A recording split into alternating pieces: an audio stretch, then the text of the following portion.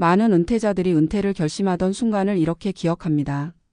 이제는 돈 걱정에서 벗어날 줄 알았다고 말합니다. 월급에 매달리지 않아도 되고 출근 시간에 쫓기지 않아도 되는 삶을 상상합니다. 그러나 현실은 은퇴자금 정산표를 여는 순간부터 완전히 달라집니다. 퇴직 2년 차였던 한 공기업 출신 은퇴자는 이렇게 말했습니다. 퇴직금과 연금, 예금과 투자 자산을 모두 적어놓은 표를 처음으로 정리한 날 숨이 막혔다고 말합니다. 자산 총액은 분명 적지 않았습니다. 하지만 그 아래에 적힌 예상 생활비 항목이 모든 걸 뒤집었습니다. 은퇴 전에는 생활비를 정확히 계산해 본 적이 없습니다. 월급이 들어오고 남는 돈이 저축이었기 때문입니다.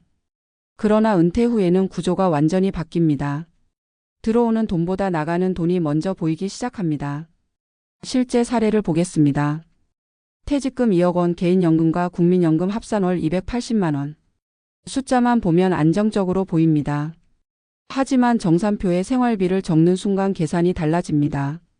주거비와 관리비, 통신비, 보험료, 병원비와 약가, 부모 부양비, 경조사비와 손주 용돈, 모임 회비, 그리고 예상보다 훨씬 자주 발생하는 비정기 지출. 이 은퇴자는 월 생활비를 230만 원으로 잡았습니다. 문제는 여기서 끝이 아니었습니다. 여행과 취미, 인간관계를 유지하기 위한 비용은 별도로 빠져나갔습니다. 결국 실제 지출은 월 300만 원을 넘기기 시작했습니다. 정산표는 거짓말을 하지 않습니다. 숫자는 감정을 고려하지 않습니다. 한 줄 한 줄 내려갈수록 은퇴자들은 공통된 감정을 느낍니다. 이 돈으로 몇 년을 버틸 수 있을까라는 질문입니다. 이때부터 심리적 변화가 시작됩니다. 경제적 자유를 얻었다는 해방감은 사라집니다. 대신 인출 속도를 계산하는 습관이 생깁니다. 오늘 쓴 돈이 몇 개월의 노후를 깎아먹는지 떠올리게 됩니다. 은퇴 6년 차인 한 자영업 출신 은퇴자는 통장을 보는 것이 공포가 되었다고 말합니다. 돈이 줄어드는 속도가 생각보다 빠르다는 사실을 알게 된 뒤부터 잠을 이루기 어려워졌다고 합니다. 아무 일도 하지 않았는데 하루가 지나가고 그 하루가 곧 비용이 된다는 감각이 따라붙습니다. 재정 문제는 곧 심리 문제로 이어집니다. 돈을 쓰는 순간 죄책감이 생깁니다. 친구와의 식사 자리가 부담이 됩니다. 모임을 줄이기 시작하면서 사회적 관계도 빠르게 줄어듭니다. 이 지점에서 많은 은퇴자들이 착각을 합니다. 돈만 충분하면 은퇴 후 삶은 안정될 것이라고 믿었던 생각입니다. 그러나 실제로는 역할이 사라진 자리에 지출과 불안이 동시에 들어옵니다. 정산표는 단순한 재무 문서가 아닙니다. 은퇴 이후의 삶 구조를 그대로 보여주는 거울입니다. 일이 사라지면서 생긴 빈 시간은 소비로 채워지기 쉽습니다. 소비는 다시 자산 감소로 이어집니다. 이 악순환을 경험한 은퇴자들 중 일부는 다시 일을 선택합니다. 큰 돈을 벌기 위해서가 아닙니다. 생활비의 일부라도 현금 흐름을 만들기 위해서입니다. 그리고 무엇보다 하루의 구조를 되찾기 위해서입니다. 전문가의 관점에서 보면 은퇴 설계에서 가장 위험한 순간은 은퇴 직후가 아닙니다. 정산표를 처음으로 현실적으로 마주하는 시점입니다. 이때 많은 은퇴자들이 비로소 깨닫습니다.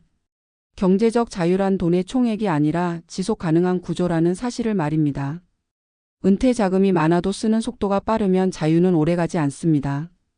반대로 자금이 크지 않아도 인출 속도를 늦추고 역할과 루틴을 유지하면 안정감은 커집니다.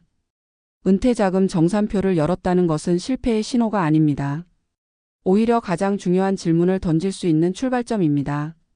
이 돈으로 얼마나 오래 살 수 있을까가 아니라 어떻게 살아야 이 돈이 나를 지켜줄까라는 질문입니다. 은퇴 후 진짜 자유는 숫자를 외면하는 데서 오지 않습니다. 숫자를 직시하고 삶의 구조를 다시 설계하는 데서 시작됩니다. 은퇴 자금 정산표를 마주한 이후의 삶은 이전과 전혀 다른 궤도로 흘러간다. 숫자를 적어 내려가는 행위는 단순한 계산이 아니라 삶의 방향을 다시 묻는 과정이 된다. 그동안 경제적 자유라고 불렀던 개념은 대부분 소득이 지속된 상태에서의 자유였다는 사실이 이때 드러난다. 일이 사라진 이후의 자유는 관리되지 않으면 빠르게 불안으로 변한다. 많은 은퇴자들이 공통적으로 경험하는 첫 번째 변화는 시간의 성격이 달라진다는 점이다. 출근과 퇴근이 사라지자 하루는 길어졌지만 밀도는 급격히 낮아진다. 밀도가 낮아진 시간은 소비로 채워지기 쉽다. 카페에서 보내는 시간과 이동 시간, 의미 없이 반복되는 외출이 늘어난다.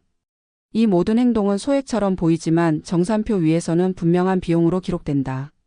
이 과정에서 은퇴자들은 자신이 돈을 쓰는 사람이 아니라 시간이 돈을 쓰고 있다는 느낌을 받게 된다. 하루가 지나가면 통장은 가벼워지고 그 원인을 정확히 설명하기 어려워진다. 정산표를 다시 열어보면 원인은 명확하다. 의미 없는 하루가 반복될수록 지출은 구조적으로 늘어난다. 재정적 불안은 곧 심리적 긴장으로 연결된다. 지출을 줄이기 위해 약속을 피하고 인간관계를 정리하기 시작한다. 사람을 만나지 않으면 돈은 아낄 수 있을지 모르지만 삶의 활력도 함께 줄어든다.